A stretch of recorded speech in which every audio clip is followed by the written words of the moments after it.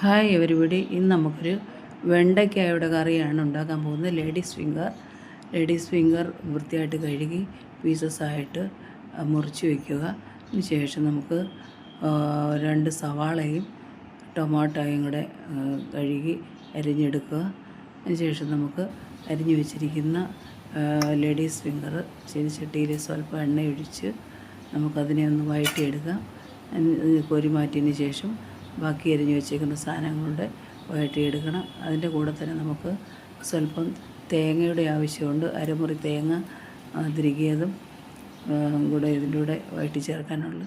ഞാനിത് പുളി ചേർത്തുള്ളൊരു കറിയാണ് ഉണ്ടാക്കുന്നത്.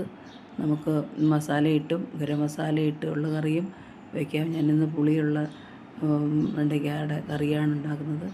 ഇനി നമുക്ക് വെണ്ടയ്ക്ക വയന്ന് കോരിമാതിന് ശേഷം ഓണിയൻ വൃത്തിയായിട്ടൊന്ന് വഴറ്റിയെടുക്കണം. അതിന് സ്വല്പം മഞ്ഞൾപ്പൊടിയും ഉപ്പുപൊടിയും കൂടെ ചേർത്ത് കഴിഞ്ഞാൽ പെട്ടെന്ന് വയന്ന് കിട്ടും.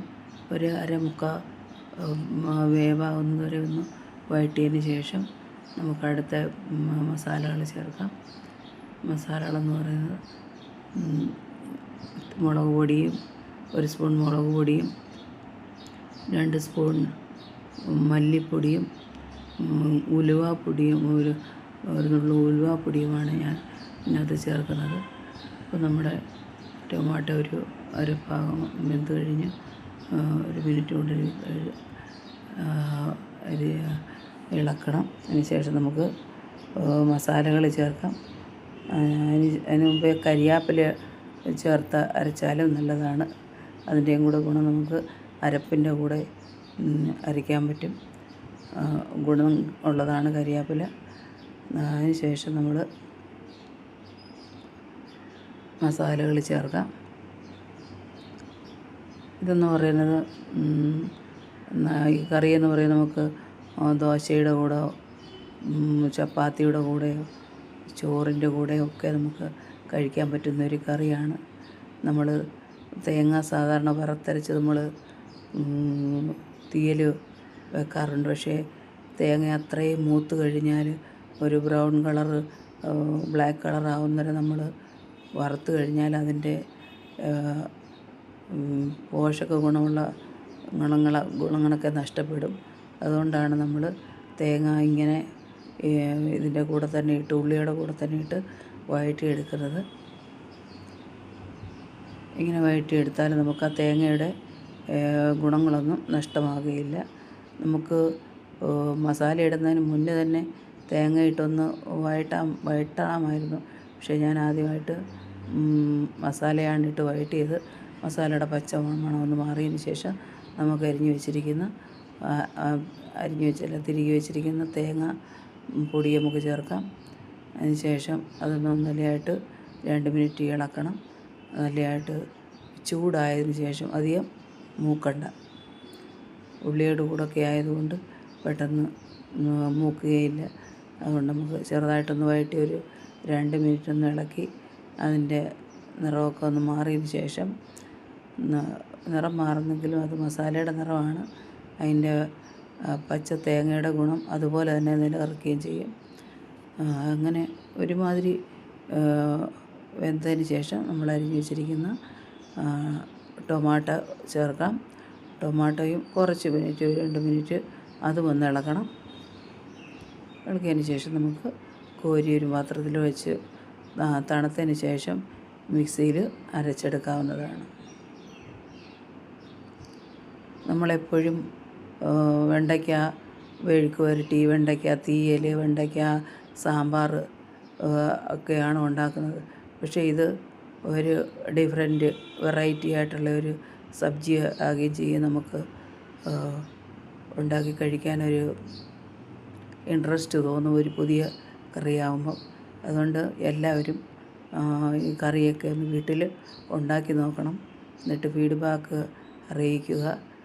ഇഷ്ടപ്പെടുകയാണെങ്കിൽ ലൈക്ക് ചെയ്യുക, ഷെയർ ചെയ്യുക, സബ്സ്ക്രൈബ് ചെയ്യുക.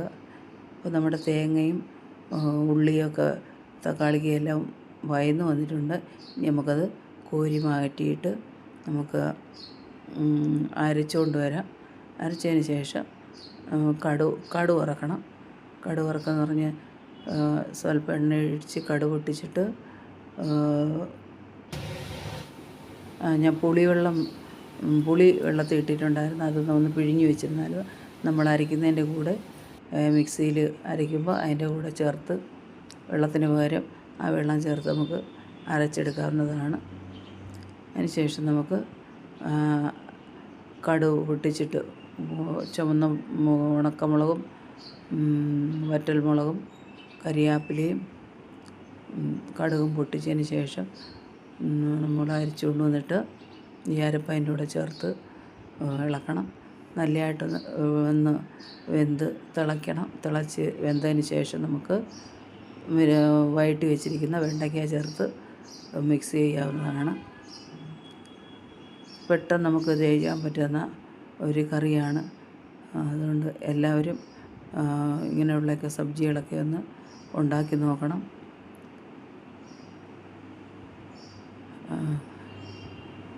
പെട്ടെന്ന് ഉണ്ടാക്കുന്നത് കൊണ്ട് അപ്പോൾ നമ്മുടെ ഉള്ളിയൊക്കെ ഒന്ന് വഴന്ന് വന്നിട്ടുണ്ട്. ഇനി നമ്മൾ അരച്ച് വെച്ചേക്കുന്ന അരപ്പ് അതിനകത്ത് ചേർത്ത് തിളപ്പിക്കാം.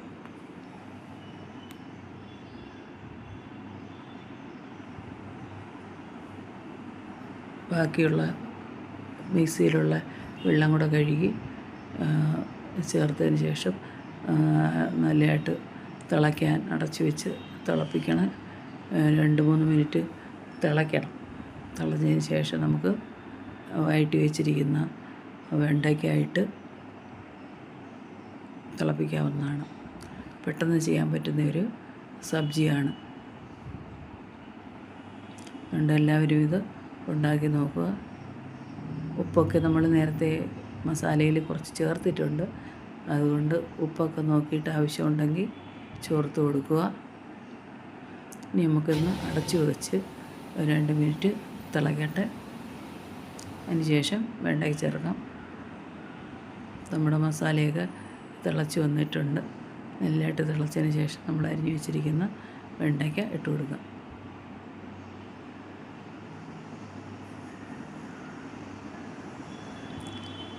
വെണ്ടയ്ക്ക ഒന്ന് ഇളക്കിയതിന് ശേഷം നമുക്ക് വീണ്ടും ഒന്ന്